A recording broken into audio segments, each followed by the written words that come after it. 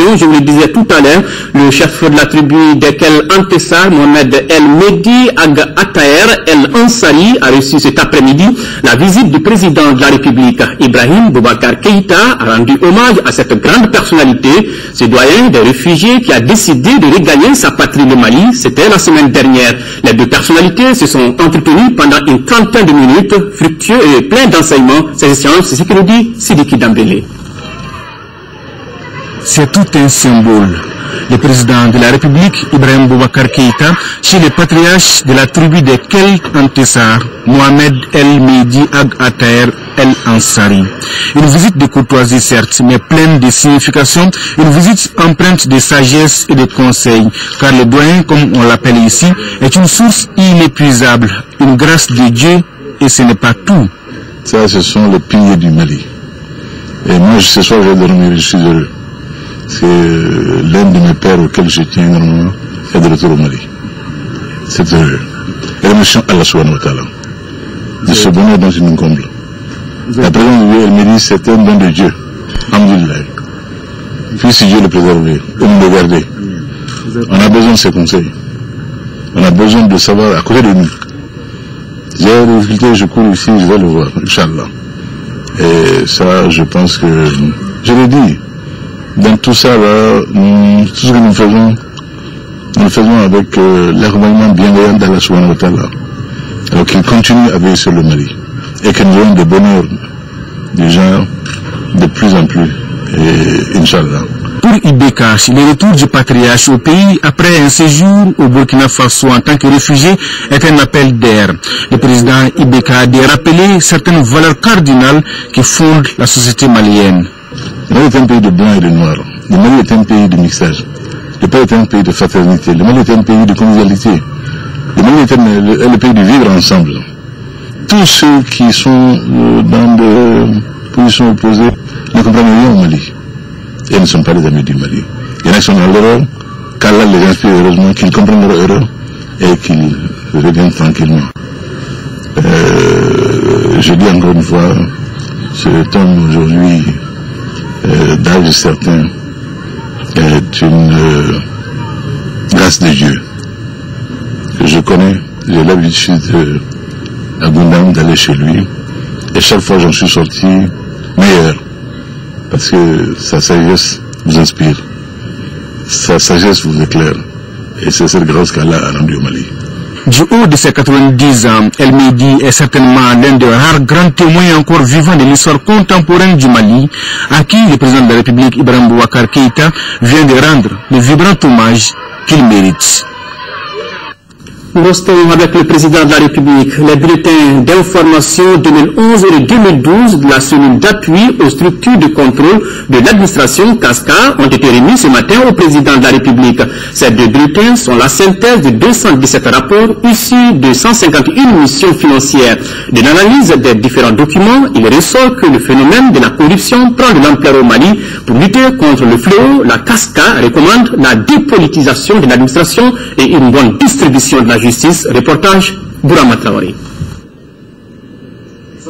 Quand les ressources financières d'un pays sont limitées, la bonne gestion devient la règle d'or. Une évidence qui ne semble pas être comprise par bon nombre de Maliens. Les rapports annuels appelés bulletins d'information de 2011 et de 2012 de la cellule d'appui aux structures de contrôle de l'administration CASCA sont assez illustratifs. Deux documents et un seul constat, le phénomène de la corruption persiste et prend de l'ampleur au Mali. Il revêt différentes formes, dont les plus courantes portent sur le non-respect du code des marchés publics, se traduisant par le recours excessif au marché par entente directe, le fractionnement des dépenses et l'établissement de fausses factures, la mauvaise tenue des documents de la comptabilité, la perception à d'autres fins des droits et taxes dus à l'État et aux collectivités, l'octroi d'avantages sans support juridique, en particulier les bons individuels, la mauvaise gestion du patrimoine foncier de l'État et des collectivités, se traduisant par l'attribution anarchique des terrains et des servitudes des voies routières, ferroviaires et fluviales, ainsi que l'attribution illégale des espaces verts et des jardins publics.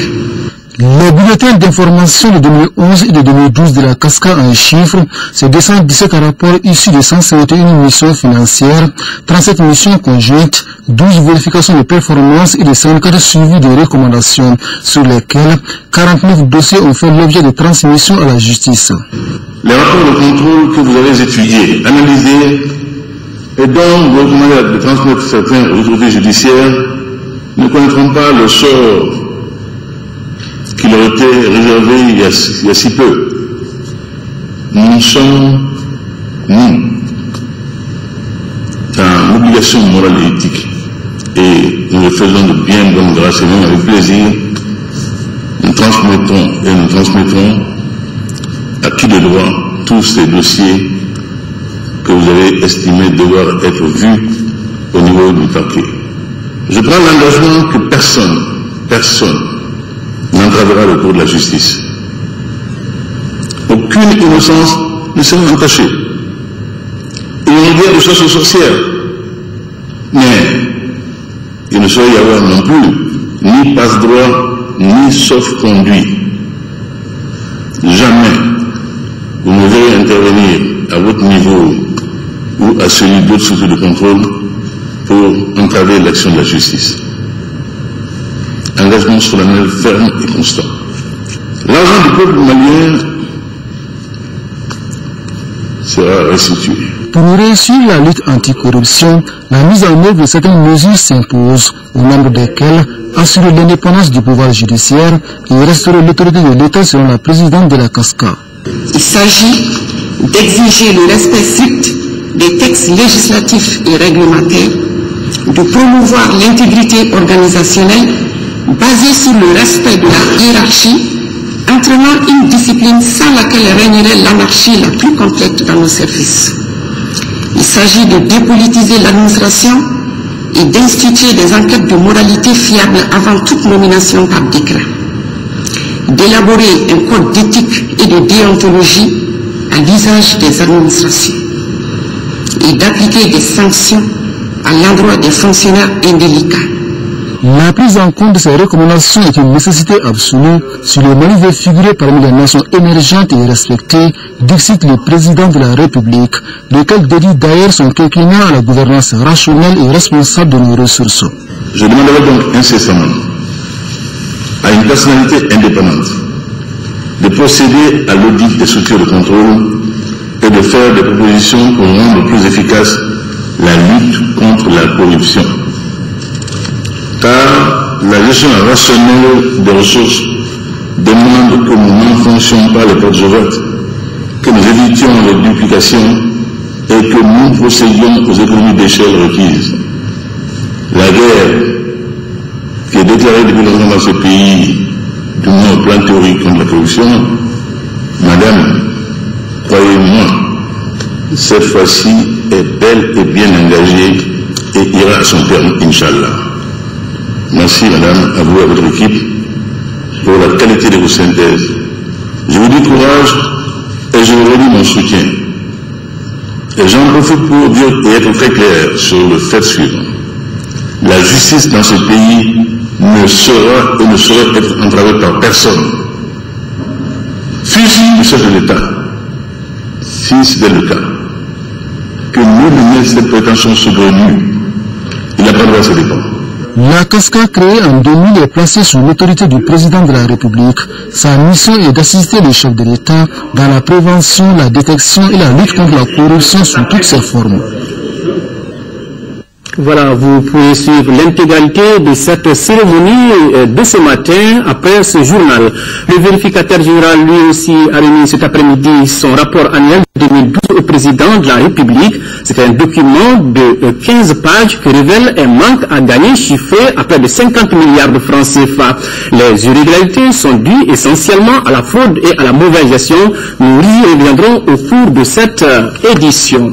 Activité présidentielle toujours, le président de la République, Ibrahim Boubacar Keïta, a reçu ce matin en audience une délégation de la Banque ouest-africaine de développement conduite par le président de l'institution financière. La délégation a fait au chef de l'État le point des activités de la banque et de la coopération entre cette institution et le Mali. Aujourd'hui, la BOAD finance 19 projets de développement dans notre pays. Nous écoutons Christian Odeveland à sa sortie d'audience au micro de Bourama Traoré. En ce qui concerne la coopération avec le Mali, nous avons informé le chef de l'État que depuis l'entrée du Mali à la BOAD dans les années 84, nous avons financé 78 projets pour un montant total de 339 milliards de francs CFA, notamment dans les infrastructures, dans la sécurité alimentaire et au niveau du secteur privé. Nous avons aujourd'hui 19 projets qui sont en cours d'exécution au Mali, mais nous avons quelques difficultés sur 3 projets qui sont localisés dans le nord, et nous avons informé le chef d'État qu'une équipe de revue va venir et pour faire le point de l'avancement de tous ces projets et surtout voir les conditions de reprise de nos activités dans le nord. Nous avons le projet de Kidal sur lequel nous avons mis 2,750 milliards de francs CFA, le projet d'aménagement de Taoussa où nous avons mis 10 milliards de francs CFA et la route Bandiagara-Bankas, frontière du Burkina Faso. Nous avons déjà financé une première fois pour à peu près 10 milliards et nous avons fait un prêt additionnel de 5 milliards de francs CFA. De ces 19 projets, nous allons les passer en revue et pour voir comment vraiment accélérer leur exécution. Mais au-delà de ça, nous avons 7 projets en cours d'instruction et la mission de revue va faire également de la prospection, avoir des séances de travail avec les départements ministériels techniques et voir les priorités du gouvernement, redéfinir les priorités pour nous permettre de mettre les financements à venir, les financements futurs et sur le programme d'activité du gouvernement. Le Conseil ingénierie et recherche appliquée SIRA a reçu ce matin la visite du président de la Banque ouest-africaine de développement. Cette visite est suivie d'une réunion dans le cadre du partenariat qui existe entre ces deux établissements. Compte rendu, Garibou Pérou. Parmi les partenaires potentiels du Conseil ingénierie et recherche appliquée, le premier responsable de SIRA mentionne la Banque ouest-africaine de développement. La visite du président de cette institution bancaire traduit donc d'une part le professionnalisme de SIRA et d'autre part sa volonté de l'appuyer davantage en termes de financement. 2012, sur les 10 milliards de chiffre d'affaires que nous avons réalisés, le bailleur de fonds en tête c'est la BOAD. La BOAD est présente pour 27%. Et en 2013, la situation se présente ainsi. Sur les 11,7 milliards de chiffre d'affaires que nous attendons, 29% proviendront de la BOAD, contre 27% en 2012. Nous avons saisi l'occasion également pour vous visiter au niveau de votre siège pour apprécier franchement votre cadre de travail et les effectifs, le matériel d'équipement, et je peux vous assurer que nous avons été très impressionnés. 295 projets ont été réalisés par le Conseil ingénierie et recherche appliquée depuis sa création en septembre 1991. Il intervient dans plusieurs domaines, notamment les infrastructures de transport, les aménagements hydro-agricoles, l'approvisionnement en eau, les bâtiments civils, industriels et bien d'autres. Présent dans 19 pays africains, SIRA a été certifié aux normes ISO 9001-2008. Pour le président de la Banque ouest-africaine de développement, SIRA dispose de matériel de dernière génération et c'est ce qui fait qu'il offre des services de qualité dans le respect des principes internationaux. 6,5 milliards de francs CFA, c'est le montant du don que la Banque africaine de développement va mettre à la disposition de notre pays. En plus de ce geste, l'institution financière va débloquer 36 milliards de francs CFA sous forme cette fois-ci de prêts. Le protocole d'accord de don et l'accord de financement ont été signés cet après-midi. La première convention concerne le financement du projet d'appui à la gouvernance économique et la seconde, le projet d'alimentation en eau potable de Bamako à partir de Kabbalah. Compte rendu, Ramata Konaté. C'est un véritable coup d'accélérateur que la Banque africaine de développement BAD a décidé de donner au secteur gouvernance et accès à l'eau potable. Le premier appui d'un montant de 6,5 milliards de francs CFA est un don. Il est relatif au financement du projet d'appui à la gouvernance économique PAGE. Son but est de favoriser ici au Mali la création des conditions pour une reprise rapide de l'économie. Le second appui concerne un prêt de plus de 36 milliards de francs CFA. Il servira à financer le projet d'alimentation en eau potable de Bamako à partir de Kabbalah. Le projet dans sa globalité bénéficiera à une population de plus d'1,5 million de personnes.